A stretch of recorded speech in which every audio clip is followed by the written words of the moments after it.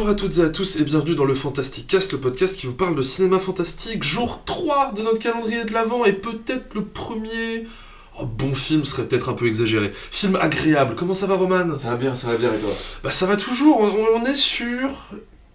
le remake donc de Silent Night Deadly Night, juste Silent Night. Bloody Christmas. Bloody Christmas en français. Alors, j'avais parlé il y a l'année dernière, dans l'épisode de Noël, de mon affection toute particulière pour le premier remake de Black Christmas, qui est loin d'être un très bon film, mais qui est un remake qui s'inscrit dans cette longue vague qui pue un peu quand même de remake des années 2000 et qui est un remake particulièrement bourrin. Voilà, qui est biscuit à base de chair humaine, yeux crevés, il y a tout ce que vous voulez dans ce film.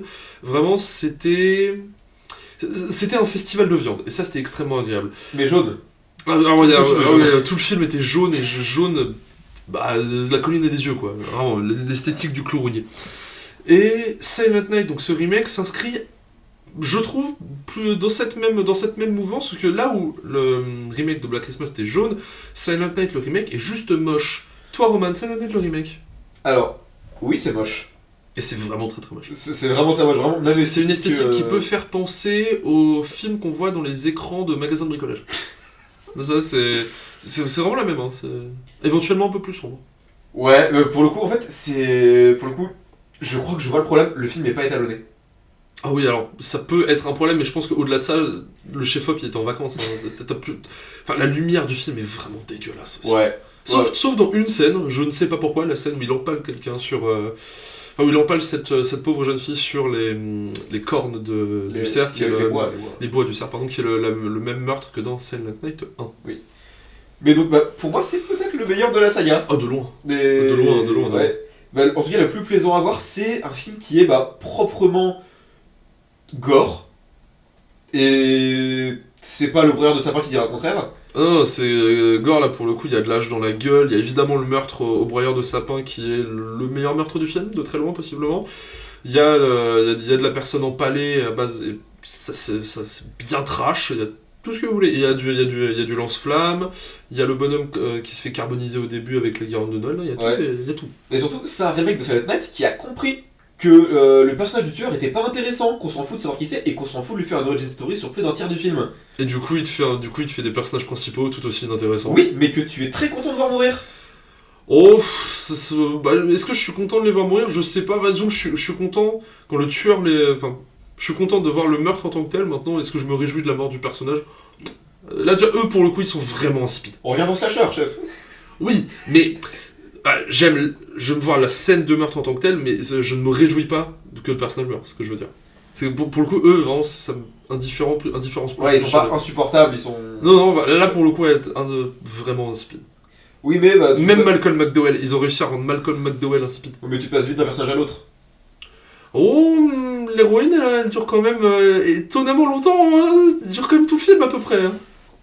Pour le coup, je trouve que le film a vraiment un rythme beaucoup mieux géré que le 1, mais que même à peu près toute la saga. De loin. Il rentre vraiment dans l'art direct, il dure que 1h20. Mm-hmm.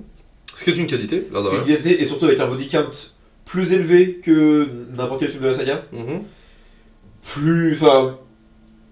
Qui sublime plus son trash, j'ai envie de dire. Je sais pas s'il sublime plus, je dirais qu'il est plus inventif dans le dispositif des meurtres. À nouveau, on peut penser au sapin. Et surtout, je pense que ce qui est dû également à l'époque, c'est le fait que dans cette immense vague de remake de slasher qui était toujours beaucoup plus violent, beaucoup plus bourrin, on avait parlé du Halloween de Rob Zombie, qui est, je pense, le maître étalon en la matière.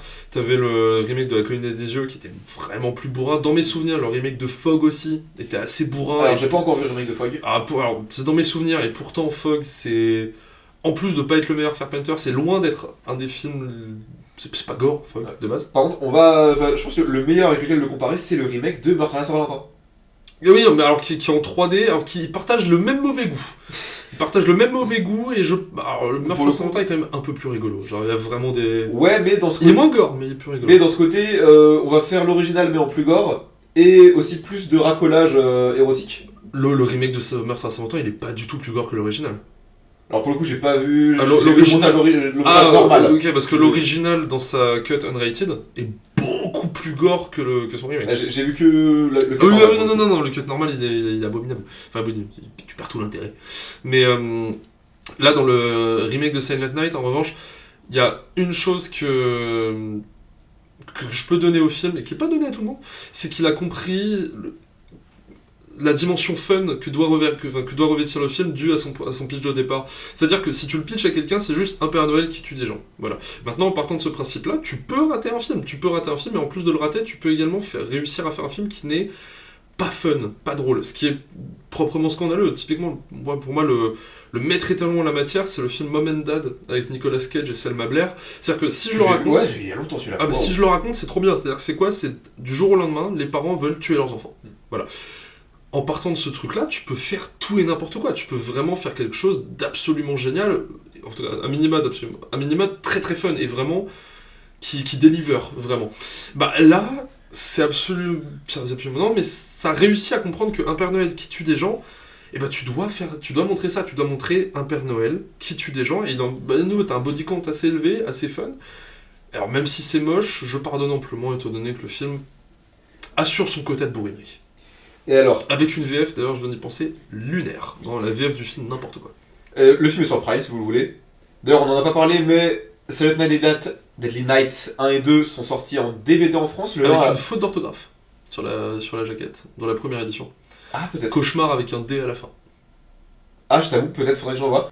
Et donc, le 1 a même eu son Blu-ray en France très récemment chez Rimini. Ah, ok, d'accord. Et sinon, il y a un coffret Blu-ray ricain avec les 3, 4, 5. On séparé ? Il y a un coffret avec les 3 dedans. Ok. Et donc, sur la dernière pensée que j'ai sur le remake de Silent Night, il y a également un côté plus sale dans le film, mais qui est dû à l'époque, évidemment, mais t'as vraiment un côté craspec que moi, j'avoue, j'aime plutôt. J'aime beaucoup En fait, aussi. il me rappelle quelque part un peu vite fait, parce que l'un est quand même vachement meilleur, il me rappelle vite fait Thanksgiving, qu'on avait eu l'année dernière. Ouais. Bah, je préfère évidemment Thanksgiving. Thanksgiving est mieux branlé dans le sens laisse moins de choses au hasard et a une DA plus soignée entre guillemets. Plus cohérente en tout cas. Ouais, là où Bloody Murders, Bloody Christmas. Bloody Christmas.